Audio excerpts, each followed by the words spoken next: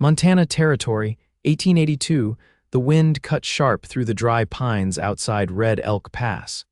And when Calla Emerson stepped down from the rattling stagecoach with dust in her hair and two tired children clinging to her skirts, she looked like a woman who had run out of places to go. The driver tossed her carpetbag from the top. It thudded beside her boots. Her daughter, Rosie, just 6, tightened her small hand around Calla's while her older brother, 8-year-old Reuben, rubbed at his eyes and stared at the open land like it might swallow them whole.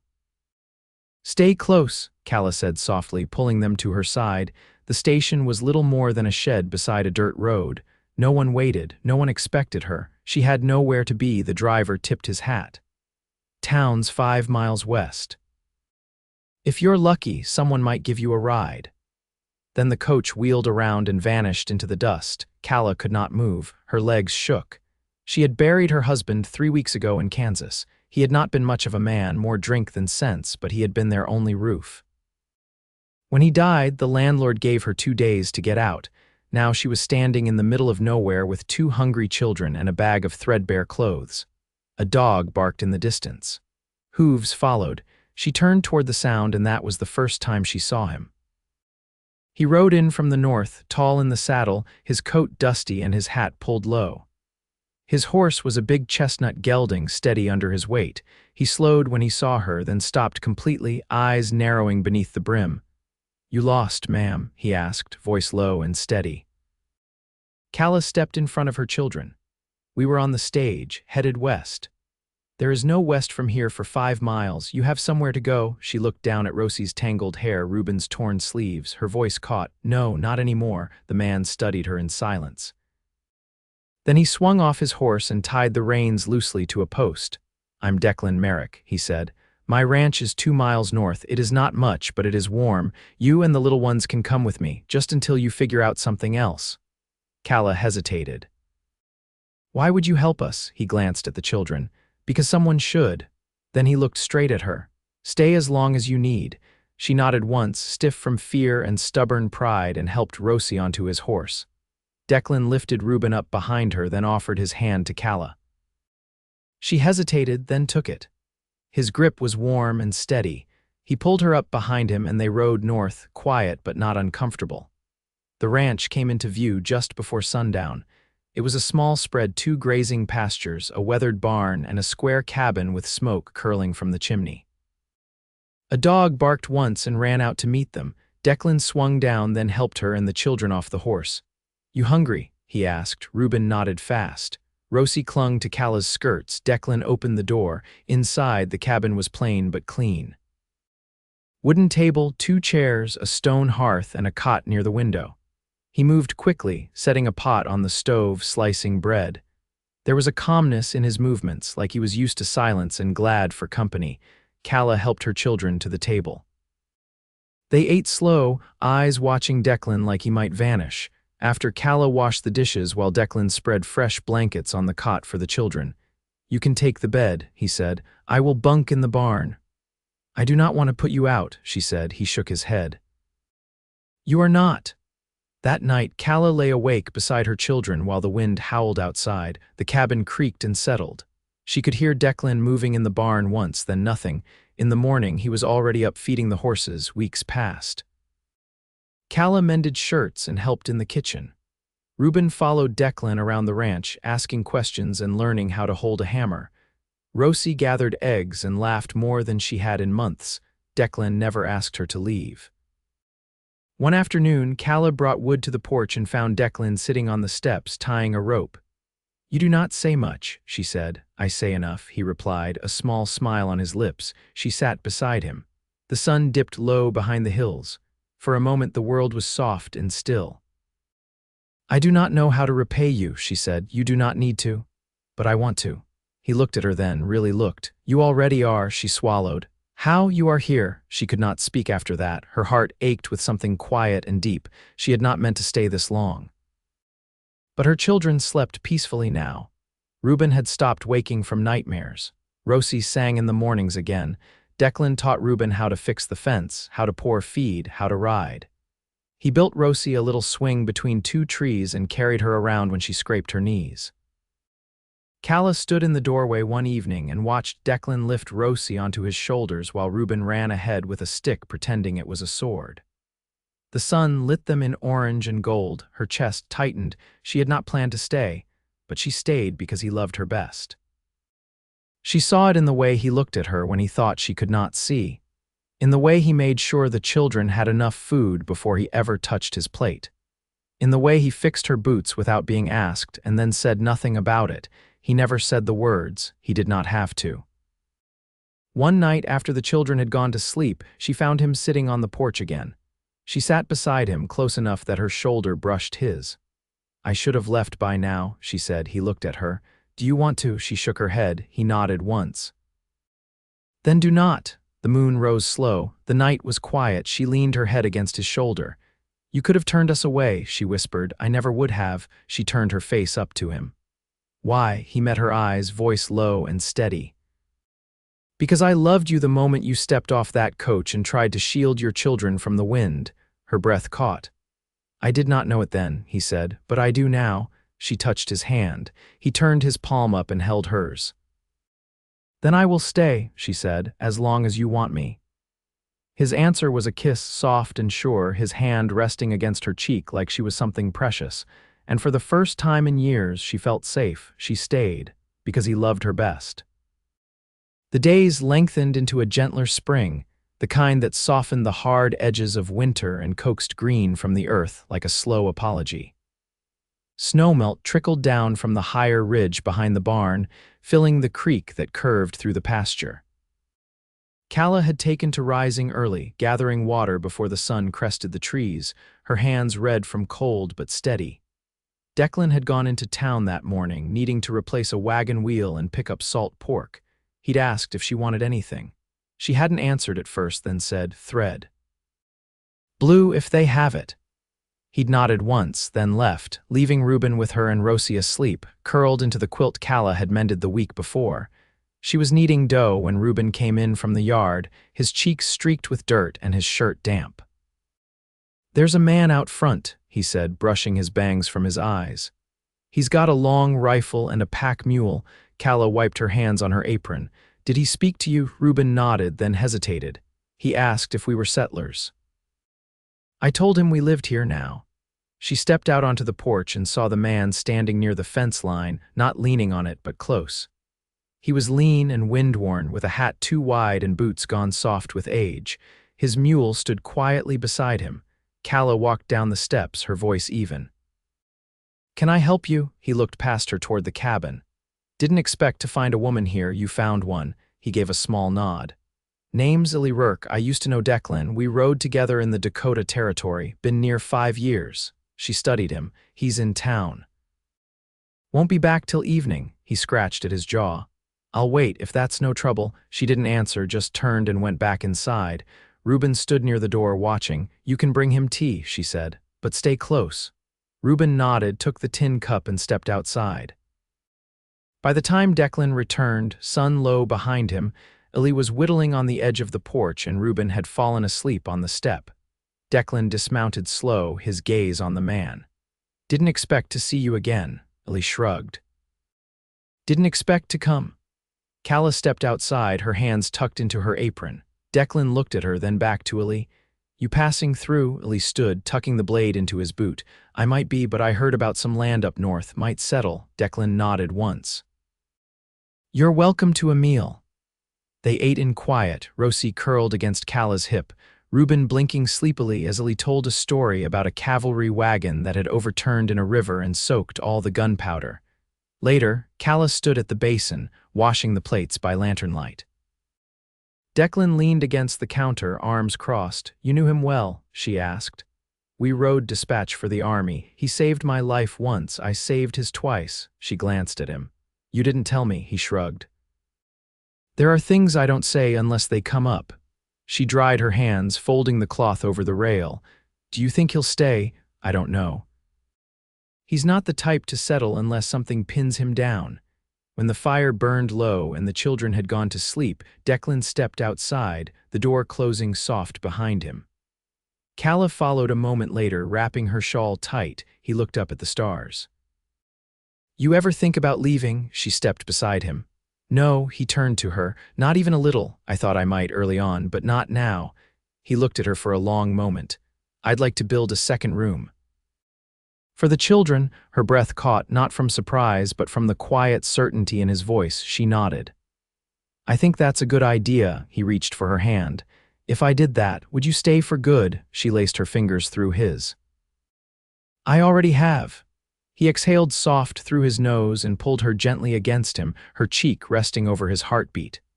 They stood like that until the lantern burned out inside, until the crickets quieted, until the wind fell still, and neither of them moved. By late April, the wildflowers crept up along the northern fence line, soft blue and white against the coarse grass. Calla had taken to walking the edge of the pasture after supper, Rosie on her hip, Reuben trailing behind with a stick he'd carved into a crooked walking cane. Declan often joined them, not saying much, just matching his stride to hers while the wind carried the scent of pine and earth. Illy stayed on. He slept in the lean-to behind the barn and worked through the afternoons, helping mend the irrigation ditch and break in a new colt Declan had traded for out of Dillon. He never asked for a place inside the house and never lingered too near the children. That distance suited Calla fine. One evening, while Declan and Reuben repaired a broken rail by the far trough, Calla stood in the garden bed thinning onions. Illy walked up from the barn, wiping his hands on a folded cloth. He stopped just short of the fence. You were married before, he said. She kept working, brushing dirt from a root. I was. You don't speak of him. I don't see why I should, he nodded once. Declan don't talk about the war neither. Lost 2 brothers, never says their names, she straightened. Some grief doesn't need repeating. Illy leaned on the post, quiet for a while. You thinking of marrying him? Her hands stilled. That isn't your concern. It might be if I'm staying near. She met his eyes. Why would that make a difference? He didn't answer. Just tipped his hat and walked back the way he came. That night, after the children had gone to bed, Calla lit the lamp on the table and began darning one of Reuben's socks. Declan sat across from her, sharpening a chisel. The scrape of metal against stone filled the silence. She didn't look up. Illy asked if I meant to marry you. Declan paused, then set the chisel down. Did he? He said it might matter to him if he was staying close. Declan leaned back, arms folded. Did he say why? No, he studied her a moment. I never asked if you wanted to be my wife, her thread caught. She pulled it free carefully. You never had to, do you? She looked up then. Yes, he nodded once. Then I'll ask proper. You don't have to. I know I don't. She folded the sock and set it aside. Then wait until the children are asleep. I want to remember it. Later, when the house had settled and the fire burned low, he took her hand near the hearth. The light flickered across his face, shadows softening the lines near his eyes. I want you here, he said. Not because you need me, not because there's nowhere else. But because you want to build a life with me. I do. Then marry me. She didn't hesitate. Yes, he touched her cheek, thumb rough against her skin. We'll tell the children in the morning. Out by the barn, Illy fed the mule in silence. He heard nothing from the house, but he wasn't deaf to change. He could feel it in the air, something settling, quiet and sure like dust after a long ride. The next day, Rosie danced in circles when she heard. Reuben didn't say much, just nodded and asked Declan if he'd still teach him how to plow straight. Declan said, You'll be running this place one day, might as well learn. A week later, the preacher from Bannack rode out and married them under the cottonwood behind the cabin. Calla wore a washed calico dress, her hair braided back by Rosie's small fingers. Declan held her hand like it was something sacred, and when he said her name, it sounded like a promise. After the preacher left and Rosie fell asleep on a quilt beneath the tree, Calla stood in the doorway watching the land stretch out in every direction. Declan came up behind her, arms loose around her waist. You ever think you'd find this? He asked. She spoke without turning. No, I didn't either. She leaned back against him. We made it. He rested his chin on her shoulder. You stayed. She turned to face him, because you loved me best. He kissed her then, slow and certain. The wind moved through the grass and the sky held the last gold light of day. And every part of her knew this was home. By mid-May, the creek ran high with meltwater, and the first planting had taken root in the garden rows. Reuben had taken to checking the sprouting beans each morning, crouched low with his fingers in the soil, careful not to disturb them. Rosie spent her days trailing the hens and naming them things like Thistle and Queenie. Calla let her, though she never once repeated the names herself. The second room of the cabin was nearly framed. Declan worked on it slow but steady, adding to it after chores, measuring twice, cutting once. He never hurried. Calla brought him water when the sun was high and stayed to hand him nails or hold a board steady. She didn't say much while he worked, just the necessary things, but there was a rhythm in their quiet that made the air feel settled. One evening, after supper, Calla stepped outside with a tin pail and headed toward the well. The sky was streaked with the last of the light, and the land had gone soft with dusk. Illy was sitting near the fence, his back to the barn, one leg drawn up, the other stretched out in the grass. He didn't speak until she passed. "You were a school teacher," he said. She stopped. "Yes. What you teach, reading, some numbers, history when I could get books." "Why'd you stop?" She turned slightly. "There was no money in it after my husband got sick. The town needed the schoolhouse for meetings, and I needed bread." He gave a slow nod, eyes fixed on the horizon. "You miss it?" "I miss what it felt like to be useful in a way that didn't wear me out." He ran a hand over his jaw, then looked up at her. "You're sharp. You don't say much, but you see all of it." "I've had to." "I never met a woman like you before." Calla's face didn't change. "You've met many women desperate, plenty, but not many who stayed upright through it." She didn't answer, just dipped the pail and turned back toward the house. Inside, Rosie was curled on the rug, humming softly to herself as she sorted scraps of cloth by color. Reuben sat by the hearth, watching Declan sand down a joint on the new window frame. Declan looked up as Calla stepped in. "You all right?" "Yes." He watched her a moment longer. "I could take the wagon to Bannack next week, pick up a few things, maybe see if they've got any books for the children." She set the pail down and brushed her palms together. "There's a boy I used to teach. He's grown now, but he works at the trading post. If I sent a letter with you, he might send back some readers." Declan nodded. "We'll do that." Later, when the children were asleep and the lantern burned low, Calla sat on the edge of the bed, brushing her hair slow and even. Declan leaned against the wall, arms crossed, a piece of straw between his fingers. "You think you'll teach again?" She looked over at him. "I might. Reuben's old enough to learn proper, and Rosie's curious about everything." He watched her a long moment. "If you want the schoolhouse as your own again, I'll help you fix it up." "You do that." "I do more than that." She set the brush down. "Why?" "Because you've built something here that's worth tending. Same as the fence, same as the roof. You make things grow." She stood and crossed to him, placing her hand against his chest. "You give them room to." He caught her wrist and kissed her palm. "You've changed the shape of this place." She leaned into him then, her voice low. "And you've made it safe to belong." They stood there in the hush between lamplight and shadow, the house quiet around them, the air full of things that didn't need saying. In the weeks that followed, the second room was finished. Reuben chose the east side, where the morning light came in easy. Rosie didn't care which bed she had, so long as she could tuck her dolls beside her pillow. Calla stitched curtains from old flour sacks, and Declan hung them with care. Illy left without warning, just a note on the barn door that said the North Hills needed watching. Declan didn't say much about it, only checked the fence line more often and taught Reuben how to spot a broken latch before it gave way. One evening, after supper, Calla carried a stack of folded linens to the new chest at the foot of the children's beds. Declan followed her in and leaned against the frame. "I was thinking," he said, "we might paint the place come summer, something light, make it feel less like it's only weathered wood." She looked up from the folded cloths. "You want it to look new." "I want it to feel like it belongs to you." She stepped toward him, quiet in her bare feet. "It already does."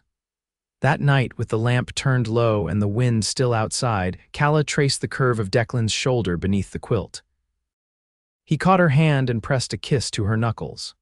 "I didn't know I was waiting for you," he whispered. She smiled into the dark. "I didn't know I could still be chosen." He pulled her close, her head resting against his heart, and neither of them needed to speak after that.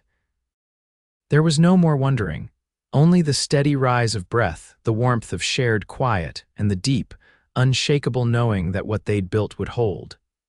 The summer heat settled slow across the valley, thickening the air by late morning and pressing down on the fields like a heavy wool blanket. By mid-June, the garden rows stood proud, beans climbing their stakes, squash curling wide along the dirt. The cabin's new window panes caught the sun just right around supper, throwing soft lemon-colored light across the kitchen wall. Calla had taken to rising before the children, using the quiet to iron linens or write out lessons on a scrap of butcher paper she kept rolled beside the hearth. Declan had found her a small slate in town, and Reuben practiced numbers on it each afternoon, tongue between his teeth as he copied her careful hand. One morning, Declan returned from checking the upper pasture with a thin smile and red dust on his boots. "Cattle broke south," he said, leaning his arm against the doorway. "They're not far, only wandered past the creek bend, fence held. I think we're due for a branding." Calla stood at the stove, folding eggs into flour for biscuits. "Will you need help? I'll take Reuben." "He's near ready to handle the gate himself." She glanced over her shoulder at him. "You trust him to run with the herd. I trust him to try, and I'll be watching." Reuben beamed when told and spent the afternoon dragging a length of rope across the yard, looping it around fence posts and trying to mimic Declan's wrist flick. Declan corrected him only once, then let him find his own rhythm. Later that week, Rosie came down with a fever. It wasn't sharp, but it clung stubborn and made her eyes glassy and her skin damp. Calla kept her in the cool of the back room, laying damp cloths across her brow and coaxing sips of broth between murmured songs. Declan stayed close, splitting his time between the barn and the porch, listening for any shift in her breathing. On the third day, when Rosie began to sit up again and ask after her hens, Calla sank into the rocker outside and let the tension leave her shoulders, slow and quiet. "There's a kind of silence when they're sick," she said, voice low, eyes fixed on the horizon. "The kind that makes you forget how to breathe." Declan sat beside her. "You didn't lose your hold." I came close. He reached across and took her hand, rough thumb brushing the crook between her fingers. "You don't have to carry it alone." She turned her face toward him, the breeze lifting the loose strands at her temple. "I didn't know that was allowed. It is now." The warmth between them wasn't sudden. It had grown like the roots of the cottonwood near the barn, deep, unseen, unshakable. When he leaned in, she met him halfway, her lips soft and sure against his. He didn't rush it. He never did. That evening, Rosie slept sound, and Reuben helped Declan stoke the fire. Calla sat at the table, watching her son measure kindling like it meant something. When she caught Declan's eye, he gave her a small nod, not for approval, just acknowledgement. This was their life now, and it was working. The next week, Calla walked to the old schoolhouse with Reuben and Rosie trailing behind. The building hadn't been used in years, but the bones were good. She pushed open the warped door and let the dust settle around her boots. "There's light here," she said, mostly to herself. Reuben ran his hand along the sill. "Can we really fix it?" "We can try." By the third Saturday, Declan and Reuben had reinforced the beams, and Calla had swept out the corners and scrubbed the floorboards until the pine showed through. Rosie gathered wildflowers and laid them along the windowsills, declaring them learning flowers. That Sunday, a neighbor from across the ridge rode in with his daughter, having heard there might be lessons starting again. Calla welcomed them with quiet warmth and a slate already cleaned. In the weeks that followed, 2 more children came. Declan built benches from spare planks. Reuben carried the water bucket each morning, proud as anything. Rosie sat near the front, her chin resting in her palm, watching her mother with wide, bright eyes. One evening, after supper, Calla stood at the edge of the pasture, watching the sky shift gold to violet. Declan came up behind her with his hands in his pockets. "You've turned the schoolhouse into something again," he said. "I remembered it as mine for so long." "It's good to have it back. You think you'll keep it going through winter?" "If I can," he nodded. "I'll build a stove box for it." She looked at him, brow lifted. "You've already done too much." "I haven't done near enough. You gave me a place." You gave me a reason to make it one. She turned to him, her hands finding his. Do you ever think about what life would have been if we hadn't met? I think about it, he said. Then I stop. Because I don't want any part of it. She leaned into him, her head resting against his chest, the steady thrum of his heart beneath her ear. I love you, she said, quiet and sure, not needing him to say it back, though he did. When they returned to the house, Rosie was asleep beside the hearth, and Reuben had dozed off with a book still open in his lap. Calla lifted her daughter gently, and Declan carried Reuben to bed without waking him. They stood at the doorway to the children's room, watching the even rise and fall of sleep. Then Declan took her hand and led her back to their room, where the quilts smelled of lavender, and the windows were cracked just enough to let in the cool night air. They undressed slow, with the kind of love that didn't need proving, the kind that spoke in shared breath and the hush between heartbeats. When they lay together, it wasn't hurried or shy, it was home. The next morning, Calla woke to the sound of birds and Declan's arm warm across her waist. She turned into him and he smiled without opening his eyes. You're not riding out today, she asked. No, I'm staying home. Anything wrong? Nothing at all. That day, Reuben helped sand a new bench for the schoolhouse and Rosie chased butterflies near the garden fence. Calla taught spelling beneath the cottonwood, and Declan watched from the porch, sipping coffee gone lukewarm and thinking there wasn't a thing he'd change. The land didn't get easier. Fences still needed mending, storms still rolled down from the ridgeline, and cattle still wandered. But the cabin stood firm, the children grew steady, and the love between Declan and Calla rooted deeper with every passing season. Years later, the schoolhouse had 12 students and a proper bell. Declan added a root cellar and a smokehouse. Rosie grew tall and quick-witted, and Reuben learned carpentry from his father, building furniture good enough to sell in Bannack. Calla kept teaching, her handwriting still neat, her voice still even. And every evening, she and Declan walked the edge of their land, fingers loosely twined, saying little but meaning everything. They lived long and they lived well. And every morning they woke beside each other with the same quiet truth that had held them from the first. She stayed because he loved her best. He built a home because she chose to stay, and they never once looked back.